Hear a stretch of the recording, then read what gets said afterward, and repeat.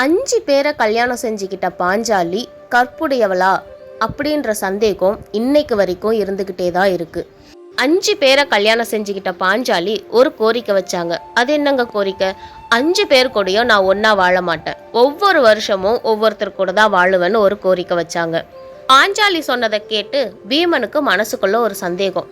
அது எப்படி 5 பேர் கூடயும் ஒவ்வொரு வருஷம் வாழ்ந்தா அவள் எப்படி கற்புடையவளா ஆவான்னு ஒரு சந்தேகம். பீமன் மனசுல இருக்கிற சந்தேகத்தை கண்ணன் கவனிச்சாரு. கண்ணனுக்கு தான் யார் மனசுல என்ன நினைச்சாலும் தெரியுமே. பீமனை கூப்பிட்டு கண்ணன், ஒவ்வொரு ஆண்டு இறுதி நாளும் பாஞ்சாலி எங்க போறான்னு உனக்கு தெரியுமான்னு கேட்டாரு. பீமனும் தெரியாதுன்னு சொன்னாரு. ஒவ்வொரு ஆண்டு இறுதி நாளும் பாஞ்சாலி எங்க போறாங்கன்னு நீ கவனின்னு சொன்னாரு. ஒரு ஆண்டோட இறுதி நாள் வந்துருச்சுங்க. அன்னைக்கு நைட்டு பாஞ்சாலி ஒரு காட்டுக்கு போறாங்க.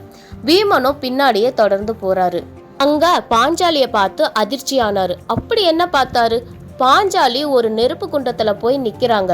அந்த நெருப்பு அவங்கள சுடாம மறுபடியும் வெளியே வராங்க. இத பார்த்த பீமன் அதிர்ச்சியாய் நின்னுட்டாரு. எதுக்காக பாஞ்சாலி தீயில போய் நின்னுட்டு வராங்க?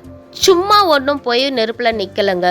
ஒரு வருஷம் வாழ்ந்த வாழ்க்கைய மறந்துட்டு அடுத்த வருஷம் வாழ போற வாழ்க்கைய புதுசா வாழ ஒரு கற்புடையவளா தன்னை மாத்திக்கிட்டு வெளியே வருவாங்க. இப்படிதாங்க நம்ம பாஞ்சாலி ஒரு கற்புடையவளா 5 பேர் கூடயும் வாழ்ந்தாங்க. பாஞ்சாலியால 5 பேருக்குள்ளேயும் சண்டை வந்தது கிடையாதுங்க. பாஞ்சாலியும் யார்கிட்டயும் சண்டை போட்டது கிடையாதுங்க. ஒரு அமைதியான திருமண வாழ்க்கையா வாழ்ந்தாங்க பாஞ்சாலி.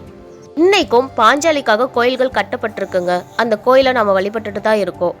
நெக்ஸ்ட் வீடியோவில் பாஞ்சாலி எப்படி அவமானப்பட்டாங்க, அதை எப்படி தைரியமாக ஃபேஸ் பண்ணாங்க, அந்த ஸ்டோரியை பார்க்கலாம். இந்த ஸ்டோரி பிடிச்சிருந்தா லைக் பண்ணுங்க, சப்ஸ்கிரைப் பண்ணுங்க.